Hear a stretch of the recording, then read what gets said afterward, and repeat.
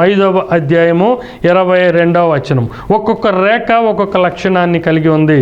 అవేమిటి అంటే ప్రేమ అనే అటువంటి రేఖ, సంతోషము అనేటువంటి ఇంకొక రేఖ, సమాధానము అనేటువంటి ఇంకొక రేఖ, దీర్ఘశాంతము అనేటువంటి ఇంకొక రేఖ, దయాళత్వము అనేటువంటి రేఖ, మంచితనము అనేటువంటి రేఖ, విశ్వాసము అనేటువంటిది, అలాగే సాత్వికము మరియు ఆశా నిగ్రహము. ఇవన్నీ కూడా పుష్పము యొక్క పలు రేఖలు, విశ్వాసి యొక్క ఆత్మీయ లక్షణములు. ఈ లక్షణములతో మనము ఆత్మీయ జీవితాన్ని ఇతరులకు ప్రదర్శించాలి.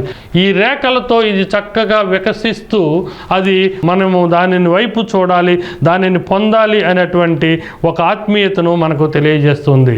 ఇప్పుడు షూలోమతి అంటుంది, నేను నా ప్రియుడు ఇష్టపడినట్టుగా నేను షారోను పుష్పాన్ని, నేను లోయలో పుట్టినటువంటి పద్మాన్ని, నేను బలురక్కసి యొక్క పుష్పాన్ని అంటది.